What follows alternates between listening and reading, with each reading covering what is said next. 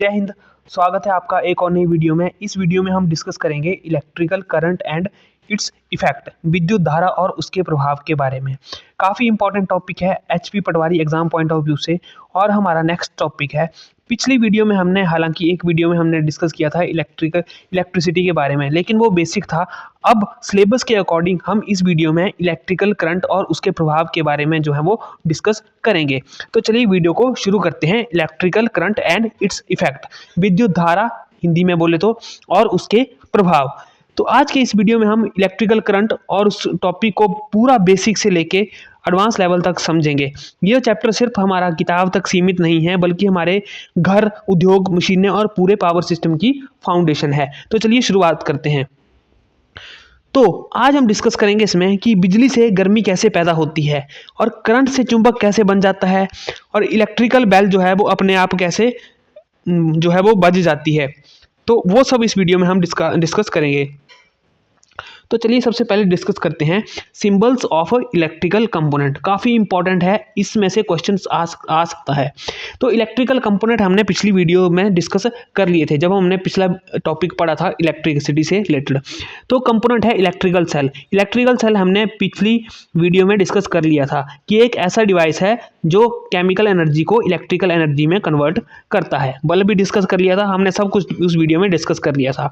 अब इसको थोड़ा एडवांस लेवल पे लेके जाते हैं। तो कंपोनेंट आगे इलेक्ट्रिकल सेल, उसका स्केच ऐसा दिखता है हमें। इलेक्ट्रिकल सेल, उसका सिंबल है ये ऐसे, एक पॉजिटिव टर्मिनल और साथ में ये आया आपका नेगेटिव टर्मिनल का साइन। इस तरह से हमारा जो है इलेक्ट्रिकल सेल दिखता है, इसको रिप्रेजेंट करते हैं। काफ़ी इंपॉर्टेंट है ये आगे, क्योंकि सिंबल्स के थ्रू ही कोई भी सर्किट बनाई जाती है, तो हमें इस बात का ध्यान रखना बहुत ज़रूरी है।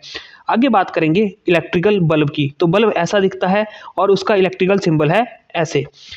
बल्ब का हमने डिस्कस किया था कि इसमें भी दो टर्मिनल होते हैं, सेम एज इलेक्ट्रिकल सेल। वो हमने पिछले टॉपिक में डिस्कस किया था, लेकिन इसका कोई वो नहीं होता है कि ये पॉजिटिव है या नेगेटिव है टर्मिनल्स का।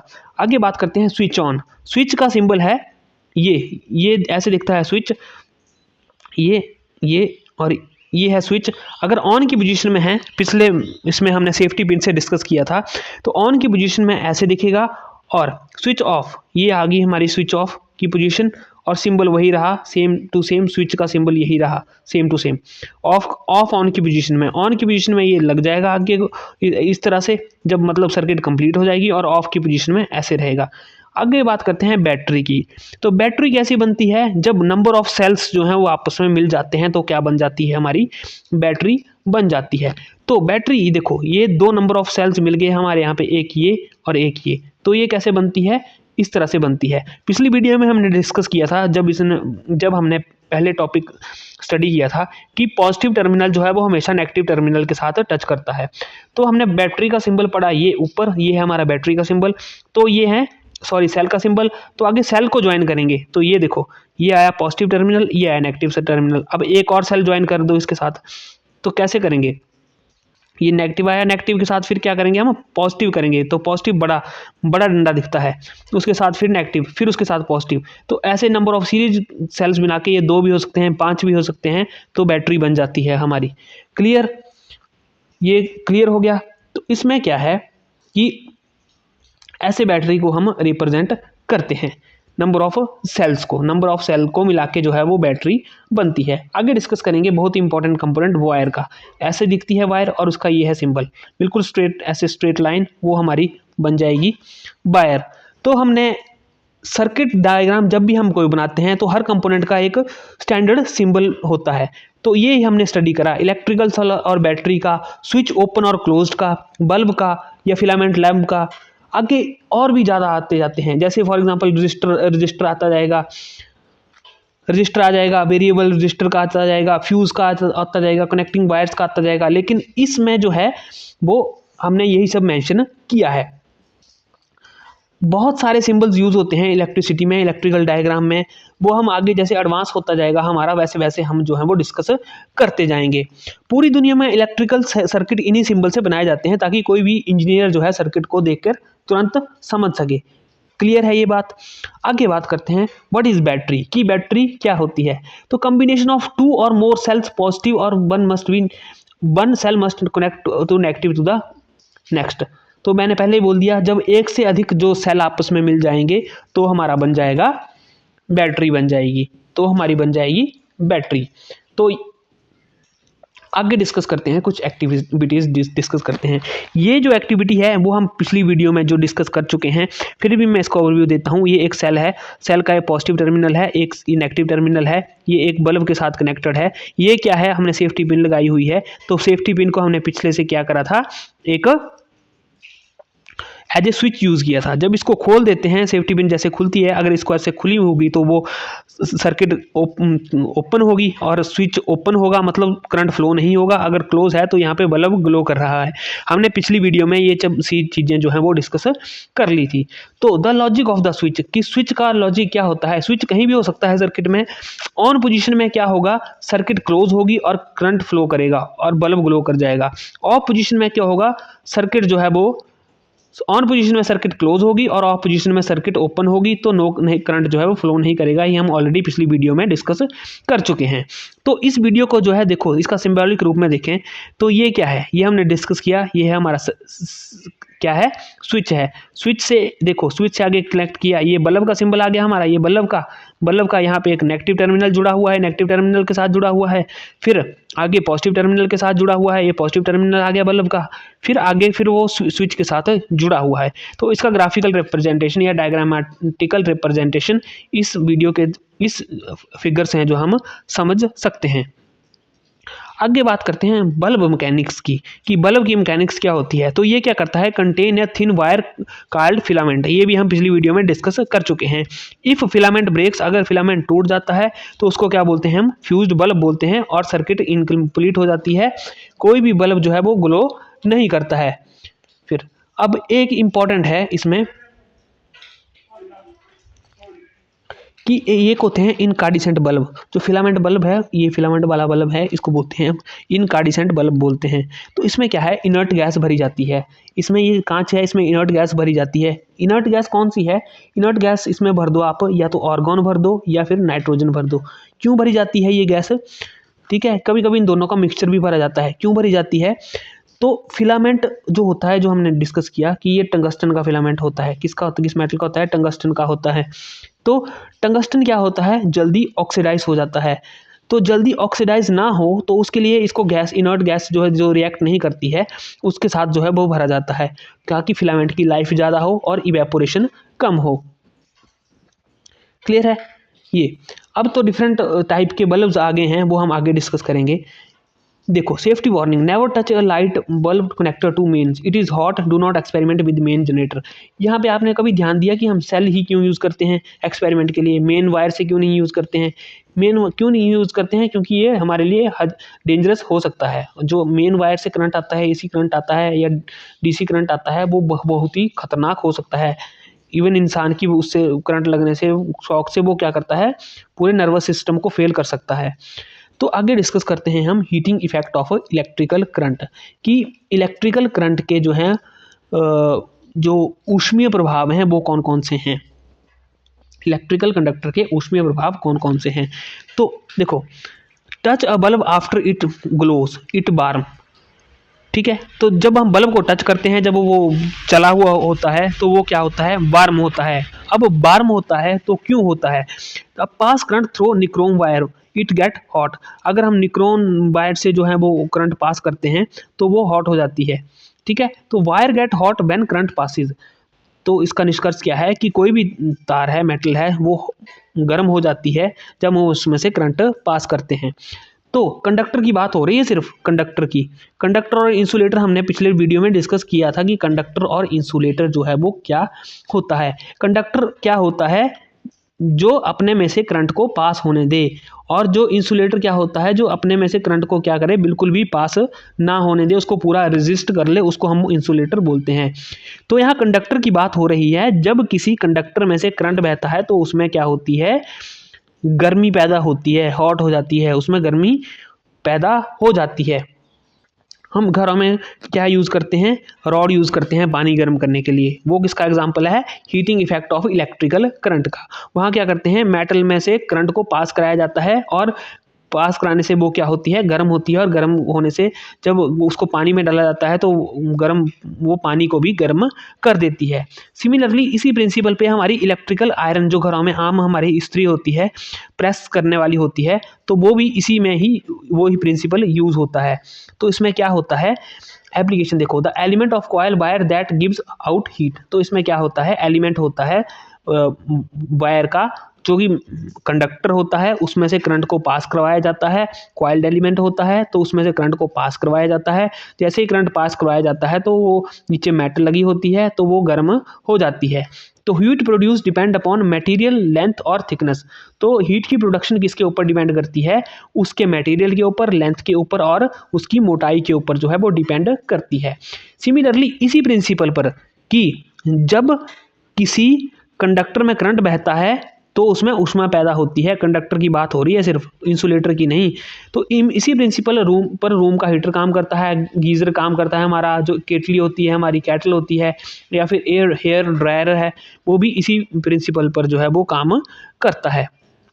अब एक जूल का नियम होता है, अगर हम आगे एडवांस हुआ तो उसमें पढ़ेंगे कि जूल का एक नियम होता है, उसे बोलता है H = I²RT। तो I करंट है इसमें, ठीक है, R रेजिस्टेंस है, T टेम्परेचर है, और H क्या है, हीट है। ये अभी इसका टॉपिक नहीं है, हम आगे अगर एडवांस में पढ़ेंगे इसको तो डिस्कस करेंगे। ये फार्मूला हम किसी ने सुना होगा। अभी हम ओम्स लॉ भी और रेजिस्टेंस क्या होती है ये भी आने वाले चैप्टर्स में पढ़ेंगे, जो काफ़ी इंपॉर्टेंट है एग्जाम पॉइंट ऑफ व्यू से। तो लाइटिंग एफिशिएंसी, तो incandescent bulb waste electricity and heat.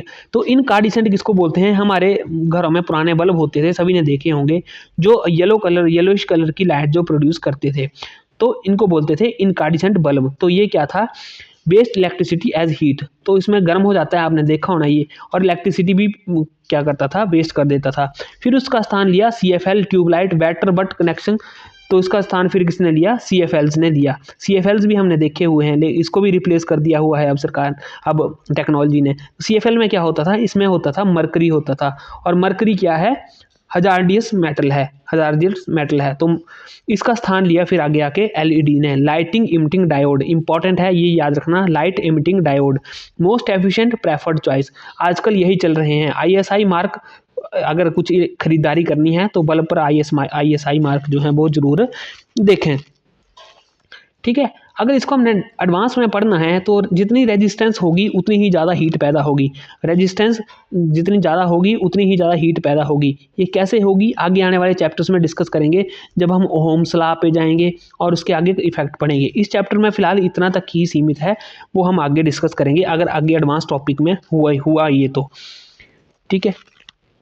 आगे बात करते हैं हम फ्यूज़ एंड सेफ्टी की, कि फ्यूज़ एंड सेफ्टी क्या होती है। तो एक्टिविटी ये दिखाई हुई है, देखो, तो इसमें देखो ये बताया हुआ है, इस अगर एक्टिविटी को ध्यान से देखें हम तो सबसे पहले बात कर लेते हैं कि फ्यूज़ क्या होता है। अभी आने वाले टॉपिक्स में हम इसको शायद डिस्कस करेंगे आगे एडवांस में। तो फ्यूज़ होता है एक safety device, wire melt quickly if current is too high. तो फ्यूज़ क्या होता है, एक याद रखना है, मेनली सेफ्टी डिवाइस होता है। क्या करता है ये, ज़्यादा करंट आने पर सर्किट को तोड़ देता है। क्या करेगा, अगर ज़्यादा करंट आएगा तो सर्किट को तोड़ देगा, सर्किट टूट जाएगी तो उससे क्या होगा, डैमेज नहीं होगा। करंट ज़्यादा हुआ तो क्या होता है, फ्यूज़ वायर जो है वो जल्दी पिघल जाती है और सर्किट टूट जाता है। फायर और डैमेज से बचाव करता है। क्लियर है। तो फ्यूज़ क्या है, एक सुरक्षा उपकरण है। हमारे घरों में फ्यूज़ लगे होते हैं नॉर्मली, तो वो क्या होते हैं, सुरक्षा उपकरण होते हैं, जो अधिक धारा होने पर पिघलकर क्या करता है, सर्किट को तोड़ देता है। अब बात करते हैं फ्यूज़ की बनावट, कि फ्यूज़ बनता कैसे है। तो एक होता है सिरामिक फ्यूज़ कैरियर, जो होता है जिसकी आउटसाइड बॉडी हीट रेजिस्टेंट और सेफ्टी के लिए। एक होता है हमारा ग्लास ट्यूब फ्यूज़, जिसके अंदर पतली फ्यूज़ वायर होती है, ग्लास से वायर दिखाई देती है और लो पावर सर्किट में यूज़ की जाती है। फ्यूज़ वायर आमतौर पर किसकी होती है, टिन प्लस लेड एलॉय की होती है, जो लो मेल्टिंग पॉइंट वाली होती है। अब ये एक जो हमारी डायग्राम है, इसको हम जो है वो डिस्कस कर रहे हैं। ये डायग्राम दी हुई है, इसको डिस्कस कर लेते हैं कि ये क्या है। तो इस एक्सपेरिमेंट में क्या हो रहा है कि सर्किट में स्टील वुड पतली स्टील वायर लगाई गई है, जब ज़्यादा करंट पास करेगा, जब ज़्यादा करंट पास किया जाएगा तो ये गर्म होकर क्या होगा, पिघल जाएगी। पिघल जाएगी तो उससे क्या होगा, जो हमारा सर्किट जो है वो टूट जाएगा। और यही काम है हमारा फ्यूज़ वायर करती है। ठीक है, किस कंसेप्ट पे बेस है, देखो क्या क्या कंसेप्ट होगा इसका। हाई करंट होगा, हाई करंट होगा तो हाई करंट होने से क्या है, हीटिंग इफेक्ट पैदा होता है। हीटिंग इफेक्ट पैदा होने से ये वायर जो है छोटी सी, ये क्या हो जाएगी, मेल्ट हो जाएगी। वायर मेल्ट होगी तो क्या है, सर्किट ब्रेक हो जाएगा। तो इस एक्सपेरिमेंट में यही सब जो है वो समझाया हुआ है। हमारे पास देखो, ये हमने सभी ने देखा होता है ग्लास ट्यूब।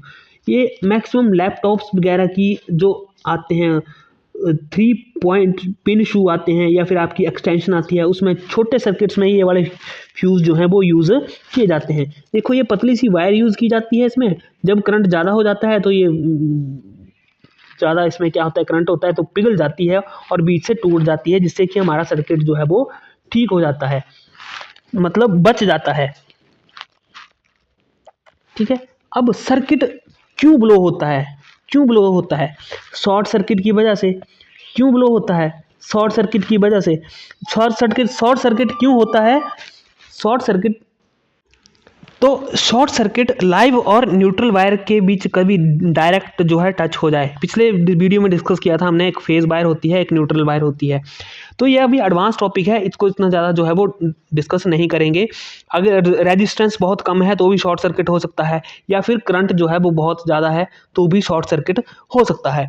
ओवरलोड की कंडीशन की बात करें तो एक सॉकेट में बहुत सारे, too many devices in one socket, एक सॉकेट में बहुत ज़्यादा अप्लायंसेस हो जाएं, करंट सेफ लिमिट से ज़्यादा हो जाए, करंट की लिमिट सेफ लिमिट से ज़्यादा हो जाए, तो क्या हो जाता है, अब इसलिए फ्यूज़ लगाया जाता है। शॉर्ट सर्किट हो जाए और ओवरलोड, दोनों में से कुछ भी हो जाए तो क्या है, हमारा फ्यूज़ उड़ जाता है। उड़ जाता है in the sense circuit break कर देता है।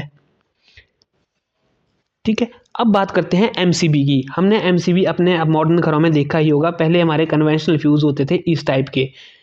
ठीक है, टीन की जो है वायर यूज़ की जाती थी। अब किस टाइप के सर्किट वो हमारे फ्यूज़ होते हैं, एमसीबी के, क्योंकि ये सिंपल हैं, ये ऑटोमेटिकली ट्रिप कर जाता है और दोबारा दोबारा वायर चेंज करने की ज़रूरत नहीं पड़ती है। इसमें हमें दोबारा दोबारा वायर जो है वो चेंज करने की ज़रूरत पड़ती थी। तो एमसीबी क्या होता है, miniature circuit breaker.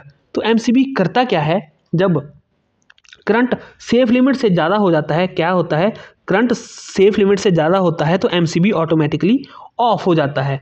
Switch is that automatically turn off when current exceed same limit, और क्या होता है, हमारी सर्किट जो है वो बच जाती है।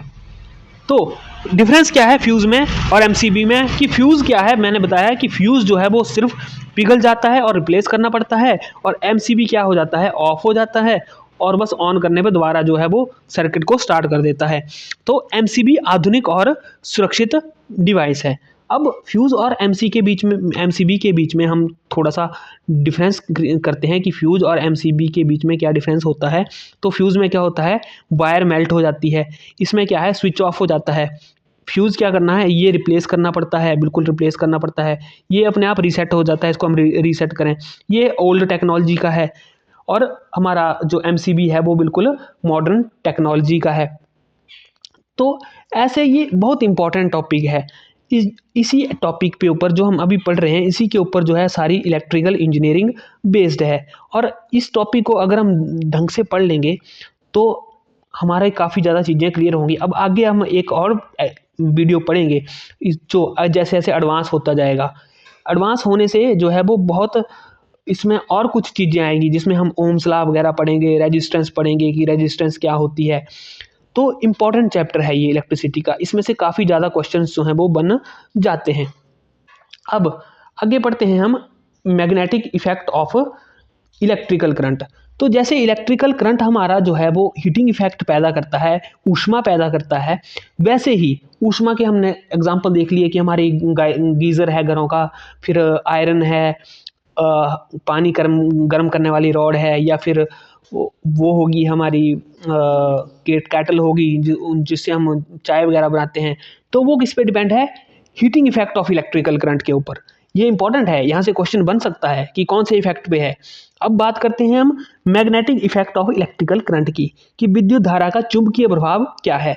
Magnetic effect of electrical current, तो जैसे ही हमने वहां से डिस्कस किया था कि जैसे करंट तार से बहता है, हमने हीटिंग में किया था, तो उसके चारों, तो वो क्या करता है, हीटिंग प्रोड्यूस करता है, वो हीटिंग प्रोड्यूस करता है। सिमिलरली मैग्नेटिक इफेक्ट में क्या होता है, जैसे ही करंट जो है वो तार से बहता है, जैसे ही क्या होगा, करंट जो है वो तार से बहेगा, तो उसके चारों ओर क्या बनेगा, एक मैग्नेटिक फील्ड बन जाएगी। मैग्नेटिक फील्ड बोले तो चुंबकीय क्षेत्र बन जाता है। क्लियर है, क्या बन जाएगा उसमें, चुंबकीय क्षेत्र। तो इस भाग में हम क्या डिस्कस करेंगे, कंपास एक्सपेरिमेंट, ये है कंपास एक्सपेरिमेंट, इसको डिस्कस करेंगे। मैग्नेटिक फील्ड का जो है वो उसको डिस्कस करेंगे। तो ये चीज़ें जो है वो हम डिस्कस करेंगे। तो इसके इंजीनियरिंग यूज़ क्या हैं, हमारी डेली लाइफ में क्या यूज़ है। इलेक्ट्रिकल मोटर जो है वो इसी कंसेप्ट पे बेस्ड है। इलेक्ट्रिकल मोटर की बात करें तो इसी कंसेप्ट पे बेसिस है वो। जनरेटर है वो भी मैग्नेटिक इफेक्ट ऑफ करंट के ऊपर बेस्ड है। ट्रांसफार्मर है वो भी इसी पे बेस्ड है, ट्रांसफार्मर देखे होंगे हमने घरों में। और रिले होती हैं वो भी इसी पे काम करती हैं। तो इस टॉपिक को हम समझते हैं, इलेक्ट्रोमैग्नेट। तो इलेक्ट्रोमैग्नेट को धीरे धीरे समझते हैं कि इलेक्ट्रोमैग्नेट क्या होता है। सबसे पहले इस वीडियो को डिस्कस कर लेते हैं हम। ये जो हमारे डब्बी जैसी दिखाई हुई है, इसके साथ ये वो लगा हुआ है, एक सेल लगा हुआ है। तो ये हमारा ऑस्टर्ड्स डिस्कवरी है, ऑस्टर्ड्स डिस्कवरी। तो ऑस्टर्ड ने क्या किया, ऑस्टर्ड ने सबसे पहले बताया कि जिस तार में इलेक्ट्रिकल करंट बहता है वह मैग्नेट की तरह जो है वो बिहेव करता है। क्या बताया, हंस क्रिश्चियन ऑस्टर्ड first to notice that current carrying wire behave like a magnet, कि जिस तार में इलेक्ट्रिकल करंट बहेगा वह मैग्नेट की तरह ही बिहेव करेगा। तो इस फिगर में क्या दिखाया गया है, एक सीधी तार दिखाई गई है, ठीक है, जो किससे जुड़ी हुई है, बैटरी से जुड़ी हुई है। साथ में हमने क्या लगा रखा है, यहाँ पे स्विच लगा रखा है। बीच में क्या है, एक कंपास, देखो नॉर्थ साउथ लिखा हुआ है ना, ये कंपास है। तो वर्किंग क्या है, जब हम इस स्विच को क्लोज करेंगे, मतलब सर्किट को क्लोज करेंगे, स्विच को ऑन करेंगे, तो कंपास नीडल जो है वो घूम जाएगी, कहीं ना कहीं जो है वो घूम जाएगी। क्यों घूमेगी, हमने डिस्कस किया था जब हमने जो चैप्टर डिस्कस किया था फन विद मैग्नेट में, कि कहाँ जो है वो किस दिशा में हमारी जो है कंपास सुई घूमती है, वो आपने कमेंट्स में बताना है कि किस दिशा में घूमती है। ठीक है, तो कंक्लूजन क्या है इसका कंक्लूजन ये है कि जैसे ही करंट ऑन होगा, कंपास नीडल घूमेगी, तो करंट फ्लोइंग वायर के चारों ओर क्या प्रोड्यूस हो गया है, एक मैग्नेटिक फील्ड प्रोड्यूस होगी है। ठीक है, तो इसी प्रिंसिपल पर आगे आगे चलकर मोटर बनी हमारी, जनरेटर बने, और ट्रांसफॉर्मर का जो है वो बेस बना। आगे बात करते हैं इलेक्ट्रोमैग्नेट की, कि इलेक्ट्रोमैग्नेट जो है वो क्या होता है। तो इलेक्ट्रोमैग्नेट क्या है, इलेक्ट्रोमैग्नेट एक टाइप का चुंबक है जो इलेक्ट्रिकल करंट से बनता है। ठीक, नेचुरल चुंबक नहीं, एक इलेक्ट्रो, देखो कैसे बना, इलेक्ट्रो प्लस मैग्नेट। तो मैग्नेट तो हमें पता है, चुंबक तो हमें पता है, पिछले चैप्टर्स में डिस्कस कर लिया है जब हमने fun with magnet chapter discuss किया था। तो मैग्नेट और इलेक्ट्रो मतलब बिजली, और मैग्नेट मतलब चुंबक। तो इलेक्ट्रोमैग्नेटिक बना बिजली से चलने वाला चुंबक। तो इलेक्ट्रोमैग्नेट क्या हुआ, जो इलेक्ट्रिकल करंट से बनता है, और इलेक्ट्रिकल करंट जैसे ही बंद होता है तो उसकी मैग्नेटिक शक्ति जो है वो चली जाती है। तो इलेक्ट्रोमैग्नेटिक चुंबक बनाने की जो है इसमें प्रोसेस जो है हम डिस्कस कर लेते हैं। तो इसमें क्या चाहिए हमें, एक चाहिए हमें लोहे की कील, इसको बोलते हैं आयरन नेल। ये आयरन नेल चाहिए इसके लिए। इंसुलेटेड कॉपर वायर चाहिए, एक कॉपर वायर चाहिए, कुंडली चाहिए एक, और क्या चाहिए, एक बैटरी चाहिए और एक स्विच चाहिए हमें। तो जैसे ही सर्किट को कंप्लीट करेंगे, जैसे ये देखो एक सिरा हमने कॉपर वायर का इसमें लपेट दिया है, मैं लपेट दिया है नेल में। तो उसको दूसरे सेल को हमने किस से लगा रखा है, स्विच से लगा रखा है, बीच में एक बैटरी सेल लगा रखा है, साथ में एक स्विच लगा रखा है। तो जैसे ही हम सर्किट को क्लोज करेंगे तो इसमें से करंट जो है वो फ्लो लगेगा होने, करंट फ्लो होने लगेगा, तो कॉइल के अंदर क्या बन जाएगी, इसमें क्या बन जाएगी, जैसे हमने बात करी कि जैसे ही करंट फ्लो होता है किसी मेटल में तो क्या बन जाएगी, मैग्नेटिक फील्ड बन जाएगी। तो जैसे ही मैग्नेटिक फील्ड बन जाएगी तो मैग्नेटिक फील्ड से ये चुंबक, ये हमारा कॉमन नेल थी, कॉमन सीधी एक कील थी, ये क्या बन जाएगी, एक चुंबक बन जाएगी। क्या बन जाएगी? एक चुंबक। ये करके देखे हुए हैं हमने एक्सपेरिमेंट, जब हमने 6th 7th क्लास में पढ़ा है। तो अब इसके ऊपर पिन्स वगैरह लगाओ तो वो क्या होगा, आयरन पीस इससे जो है वो चिपक जाएंगे, जो यहाँ दिख रहा है। अगर यहाँ स्विच ऑन की पोजीशन है ये, अगर स्विच ऑफ कर दो, फॉर एग्जांपल स्विच ऑफ कर दो तो क्या हो गया, करंट बंद हो गया, फिर मैग्नेटिक फील्ड जो है वो खत्म हो जाएगी, आयरन नेल क्या हो जाएगी, डीमैग्नेटाइज हो जाएगी और पिन्स सारी जो है वो नीचे गिर जाएंगी। तो यही है इलेक्ट्रोमैग्नेट। क्या होता है कि टेम्पररी है। टेम्पररी मतलब जब इलेक्ट्रिकल करंट होगा हमारा तो ये एज ए मैग्नेट की तरह बिहेव करेगा, अगर नहीं होगा इलेक्ट्रिकल करंट तो बिल्कुल भी ये कॉमन कील की तरह जो है वो बिहेव करेगी। अब कॉइल जो है वो मैग्नेटिज्म क्यों खो देती है? ये कॉइल परमानेंट मैग्नेट क्यों नहीं बन जाती? जैसे परमानेंट मैग्नेट होते हैं वो तो अपनी तरफ खींचे रखते हैं, हमेशा देखा होगा हमने, वो तो नहीं छोड़ते ऐसे। तो ये क्यों मैग्नेटिज्म खो देती है? एक्चुअल में ये आयरन की बनी है, लोहा थोड़ी ना है मैग्नेटिक। तो ये क्यों खो देती है मैग्नेटिज्म? क्योंकि आयरन कोर जो है वो सॉफ्ट आयरन होता है, ये सॉफ्ट आयरन होता है, और सॉफ्ट आयरन जल्दी मैग्नेट भी बन जाता है और जल्दी मैग्नेटिज्म खो भी देता है। ठीक है, तो इसी प्रिंसिपल पे आगे क्या बने हुए हैं हमारे, इलेक्ट्रिकल बेल बने हुए हैं, और रिले स्विच जो बनते हैं वो इसी प्रिंसिपल पे बने हुए हैं। तो इसके यूसेज की बात करें कि ये प्रिंसिपल जो है वो कहाँ कहाँ यूज़ होता है, magnetic effect of electrical current. तो ये कहाँ यूज़ होता है हमारा, ये हमारा देखो क्रेन को, जो हैवी क्रेन है वो हैवी लोड को लिफ्ट करने में, ठीक है, doctor removing the iron splinter उसमें यूज़ होता है, सेपरेटिंग मैग्नेटिक जंक को रिमूव करने में, और टॉयज में यूज़ होता है। ठीक है, तो ये क्लियर हो गया। अब इसमें ऐसा है कि इसमें कुछ चीज़ें और डिपेंड करती हैं कि ये कितनी नंबर ऑफ टर्न्स लगाई गई हैं, करंट की मात्रा कितनी गई है, फिर कोर का मटेरियल क्या है वो हमने ऑलरेडी डिस्कस कर लिया है, लेकिन ये एडवांस टॉपिक है, इंजीनियरिंग लेवल के टॉपिक हैं। अगर हम आगे डिस्कस करेंगे, अगर चैप्टर में सिलेबस में हुआ तो आगे डिस्कस करेंगे।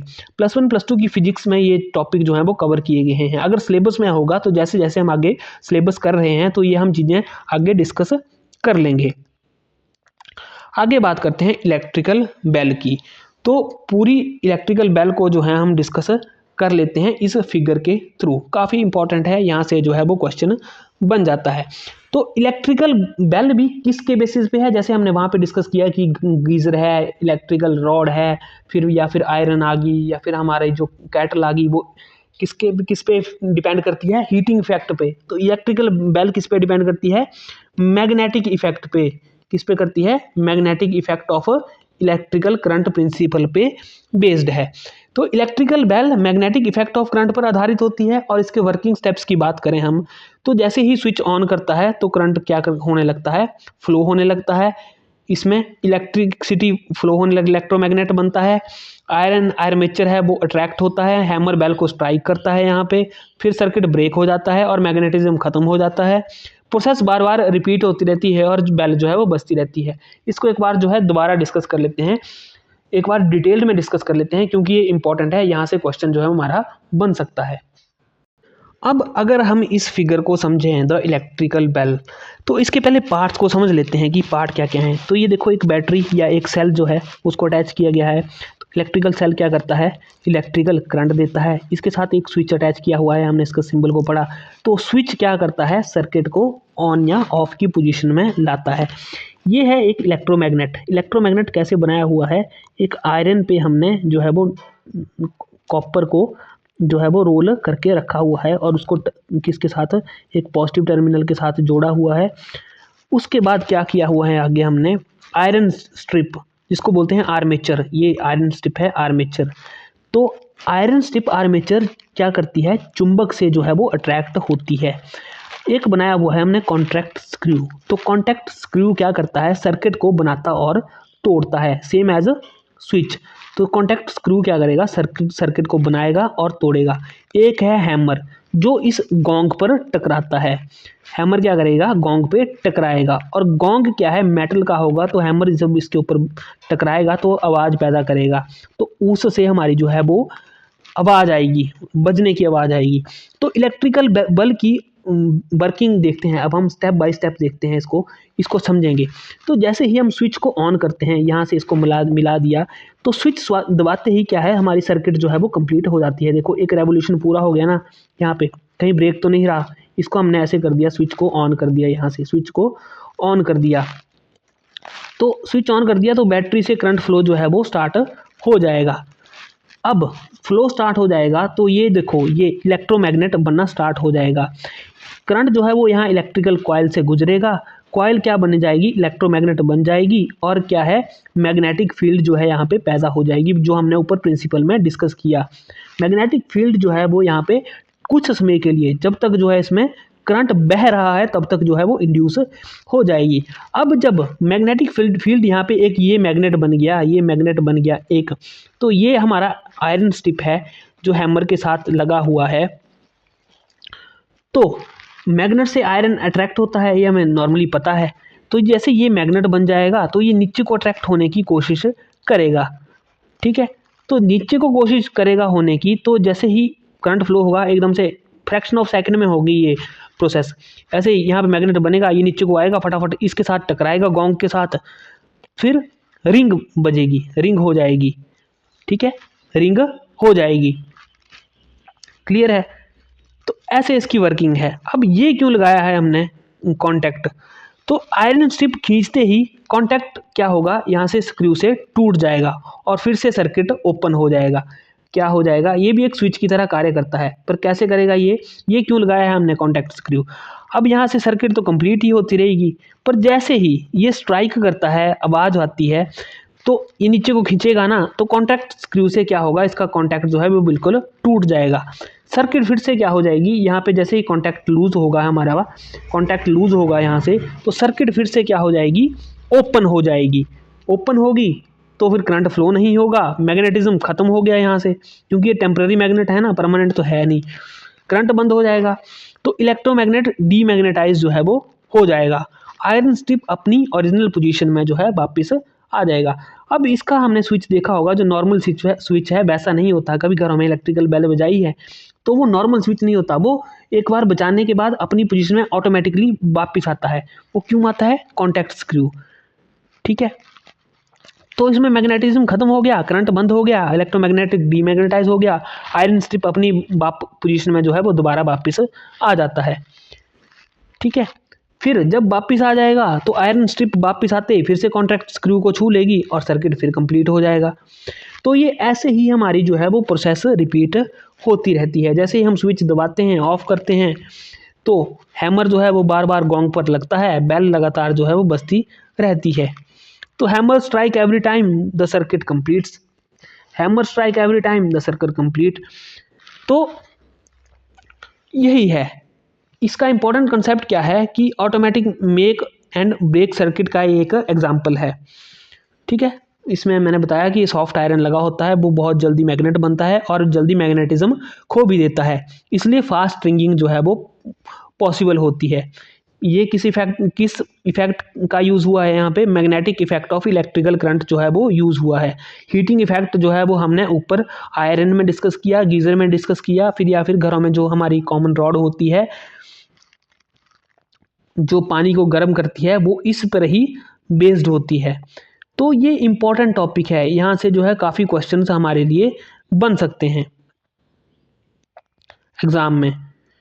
क्लियर होगी बात। तो इस टॉपिक में फ़िलहाल इतना ही है। अगर कुछ और होता है, अगर जैसे जैसे हम उस सिलेबस में आगे कैरी फॉरवर्ड करते जाएंगे, आगे आगे चीज़ों को पढ़ते जाएंगे, एडवांस चीज़ें भी आएंगी तो उनको भी डिस्कस करेंगे। तो यहाँ पे दो चीज़ें ही इंपॉर्टेंट थी, जो क्या है, magnetic effect of electrical current और साथ में heating effect of electrical current. एक में क्या था कि जब जैसे ही करंट पास करते हैं हम किसी कंडक्टर से तो हीट पैदा होती है, उसके बेसिस पे हमने आगे इंस्ट्रूमेंट्स बना लिए हुए, उसके एप्लीकेशंस का यूज़ करते हैं हम डेली लाइफ में। सिमिलरली जब करंट पास करते हैं हम, जब कॉयल के थ्रू किसी सॉफ्ट आयरन पे उसको रोल करके, तो वो एक मैग्नेट की तरह बिहेव करता है, वो भी हमने डिस्कस कर लिया इस चैप्टर में।